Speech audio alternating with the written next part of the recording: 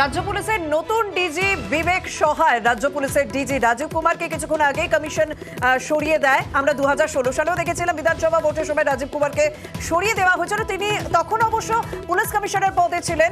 এরপর রাজ্যের নতুন ডিজিপি কে হবেন সেই নিয়ে প্রশ্ন উঠছিল, তবে এই মুহূর্তে সব থেকে বড় খবর রাজ্য পুলিশের নতুন ডিজি হচ্ছেন বিবেক সহায় এবং রাজ্যের মুখ্য সচিবের পক্ষ থেকে 3টি নাম পাঠানো হয়েছিল, যার প্রথমেই ছিলেন বিবেক সহায় এবং দ্বিতীয় স্থানে সঞ্জয় মুখোপাধ্যায়, তৃতীয় স্থানে রাজেশ কুমার।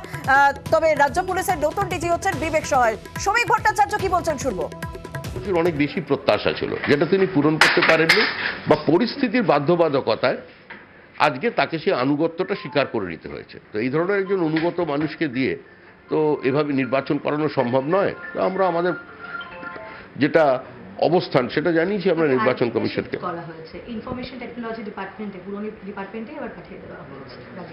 এটাও সম্পূর্ণভাবে প্রশাসনিক সিদ্ধান্ত। দেখুন, পশ্চিমবঙ্গে কোনো প্রশাসন নেই।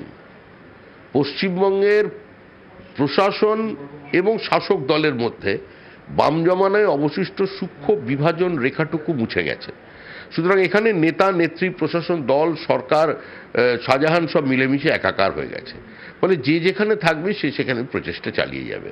এবার নির্বাচন কমিশনের দেখার কিভাবে নির্বাচনকে অবাধ করা যায়।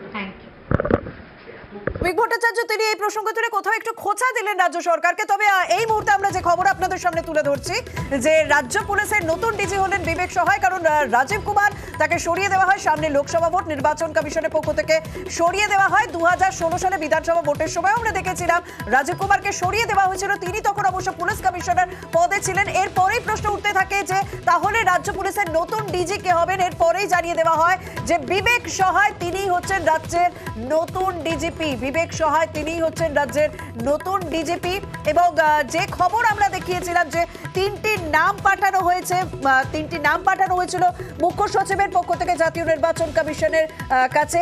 তবে বিবেক সহায় তিনি সিনিয়র মোস্ট, তিনি হচ্ছেন রাজ্য পুলিশের নতুন ডিজি। সোমরাজ, তোমার কাছে কি আপডেট রয়েছে? হ্যাঁ দেখো, যেটা সূত্র মারফত জানা যাচ্ছে বিবেক সহায় কিছুক্ষণের মধ্যেই তিনি দায়িত্ব নেবেন রাজ্য পুলিশের নতুন ডিজি হিসাবে। যেটা সূত্র মারফত জানা যাচ্ছে যে বিবেক সহায় তাকে অফিসিয়ালি এখনো পর্যন্তই নির্দেশিকা পাঠানো হয়নি, অফিসিয়ালি পাঠানো হবে কিছুক্ষণের মধ্যেই। এবং তারপরই রাজ্য পুলিশের প্রাক্তন ডিজি রাজীব কুমার তাকে এই বিবেক সহায়কে এই চার্জ হ্যান্ডওভার করবে। ভবানী ভবনে এই চার্জ হ্যান্ডওভার হবে এবং রাজীব কুমারই চার্জ হ্যান্ডওভার করবে বলে আমরা জানতে পারছি। যে 3 জনের নাম পাঠানো হয়েছিল সেই 3 জন ছিলেন, প্রথমেই নাম যাচ্ছিল তার নাম ছিল বিবেক সহায়, যিনি 1988 সালের ব্যাচের আইপিএস। দ্বিতীয় নাম ছিল সঞ্জয় মুখোপাধ্যায়, 1989 সালের আইপিএস ব্যাচের, এবং তৃতীয় নাম ছিল ডক্টর রাজেশ কুমার, যিনি 1990 সালের ব্যাচের আইপিএস।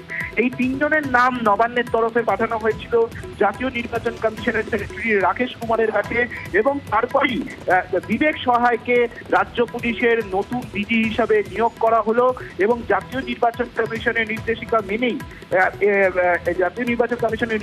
মেনেই রাজ্য সরকারের তরফে এই নির্দেশিকা জারি করে দেওয়া হয়েছে।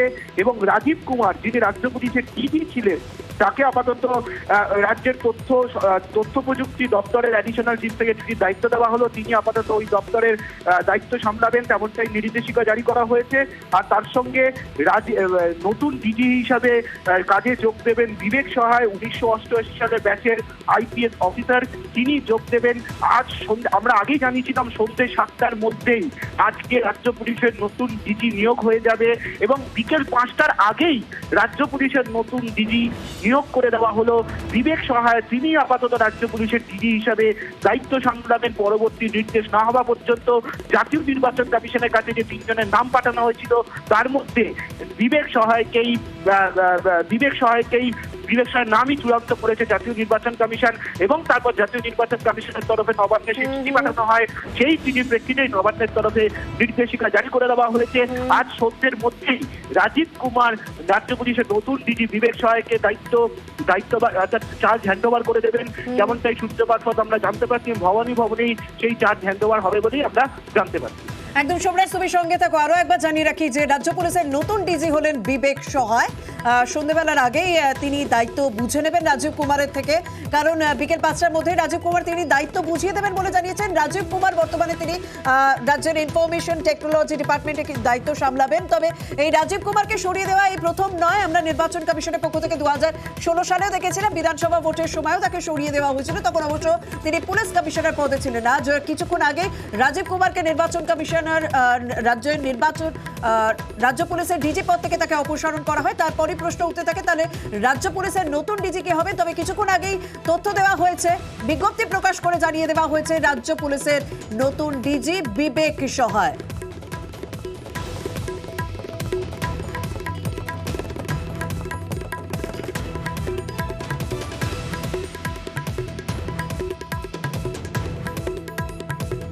রাজীব কুমার তাকে 2016 সালেও সরানো হয়, 2024 লোকসভা নির্বাচনের আগেও তাকে যে সরানো হয় তা নিয়ে কিন্তু রাজনৈতিক দরজা শুরু হয়ে গিয়েছিল। তৃণমূলের কি বক্তব্য ছিল একবার শুনুন। জাতীয় নির্বাচন কমিশনের তরফ থেকে যে পদক্ষেপ দেখা গেল তাতে আমরা এইটুকুই বলতে পারি আপাতত যে বিজেপি সবকটি এই ধরনের সংস্থাকে দখল করে নিজের স্বার্থে ব্যবহার করার যে প্রক্রিয়া বিজেপি নিয়েছে তারই প্রতিফলন আমরা দেখতে পেয়েছি। বিজেপি একটা কেন, বিজেপি 100 কেন, বিজেপি যদি 1000 বদলও করে, বিজেপি যেন মনে রাখে মমতা বন্দ্যোপাধ্যায়ের সঙ্গে বাংলার মানুষ আছে। এগুলোর সঙ্গে ফলাফলের কোনো সম্পর্ক থাকবে না। ভোট হবে, বিজেপি হারবে। পাল্টা উত্তর দিয়েছে বিজেপিও। প্রথম রাজ্যের কোনো পুলিশ অফিসার আমরা দেখলাম যাকে ডিজি করা হলো যে পালিয়ে বেড়াচ্ছিল, এবং তার জন্য মমতা বন্দ্যোপাধ্যায় ধর্ণা দিতে গেছিল তাকে যেন অ্যারেস্ট করা না হয়। এ তো প্রমাণিত তৃণমূল, স্বাভাবিকভাবে প্রমাণিত তৃণমূল যে তাকে সরিয়েছে। রাজীব কুমারের বিরুদ্ধে তো সিবিআই অ্যারেস্ট ওয়ারেন্ট ছিল, তাহলে পরে অবশ্যই সেই পুলিশ অফিসারের ইন্টিগ্রিটি নিয়ে প্রশ্ন আছে। এদের মতো অপদার্থ অফিসারকে সরানোই উচিত। খোঁচা বামেদেরও।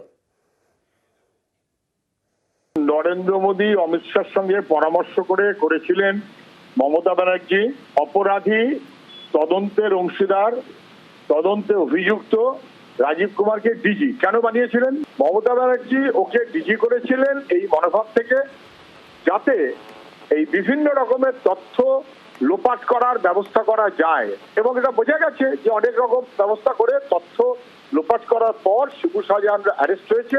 ফলে এখন রাজীব কুমারের আর মুখ্যমন্ত্রীর কাছে কোনো কাজ নেই, অতএব এখন তিনি নির্বাচন কমিশন থেকে আউট। মাঝে 3 মাস যা করাবার করিয়ে নেওয়া হয়েছে।